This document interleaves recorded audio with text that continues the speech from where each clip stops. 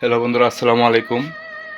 তো আপনারা জানেন যে আমি দীর্ঘ 9 মাস ধরে আমার এই বউকে নিয়ে আমার এই 4 বছরের বাচ্চা আর এই 8 বছরের মেয়েকে নিয়ে, মাহেমার মরিয়মকে নিয়ে আমাদের গ্রামের বাড়ি থেকে শুরু করে ঢাকা পর্যন্ত, ফরিদপুর শ্বশুরবাড়ি পর্যন্ত এই বউকে নিয়ে আমি অনেক ডাক্তার কবিরাজ দেখাইছি। তো এই ভিডিওগুলো, এই কথাগুলো অনলাইনে শেয়ার করার কারণে আমাকে অনেকে অনেক কথা বলছে, এই জন্য রাগ করে দীর্ঘ 3 মাস আমি অনলাইন থেকে একদমই বিরত ছিলাম।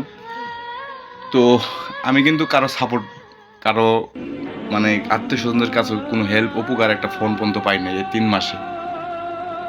আর ভিডিও করে দেখে আমার নাকি দোষ হয়ে গেছে। তো এই হলো কথা। আর আমি ভিডিও করে পাইছি, আমাকে ভিডিও করার মাধ্যমে হসপিটালে যখন ভিডিওগুলো করছি তখন অনেক মানুষ আমাকে বলছে, ভাইয়া বিকাশ নাম্বার দেন, আপনাকে যতটুকু পারে আমরা সাহায্য করব। তো এই কথা শুনে আমার মনটা ভরে গেছে। আমি অনেকটা সাহস পাইছি যে আমি যদি আত্মীয় স্বজনদের কাছে কোনো কিছু নাও পাই, তারপরে আমি আমার ফ্রেন্ড ফলোয়ারের কাছে, আমার ভাই বোনদের কাছে আমি চাইলে অবশ্যই পাবো। এটা আত্মবিশ্বাস ছিল সব সময়। তো নিজে যতটুকু সামর্থ্য ছিল ততটুকু দিয়ে আমি চেষ্টা করছি।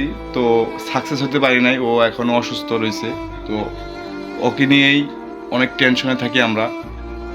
আর ওর যে সমস্যাটা, আপনারা অনেকে বলছেন, একটা ভিডিও ছাড়ছিলাম যে ওর পেটটা ফলে প্রেগনেন্ট নাকি, বাচ্চা পেটে নাকি, বাবু পেটে নাকি, এগুলো কমেন্ট করছেন। আসলে না, ওর পেটটা হচ্ছে ফুলে গেছে। অনেক জায়গায় ঢাকার লেভিট, পপুলার এবং গ্রামের যে হসপিটালগুলো থাকে সব জায়গায় পরীক্ষা করছি, কোনো রোগ ধরতে পারে না কেউ।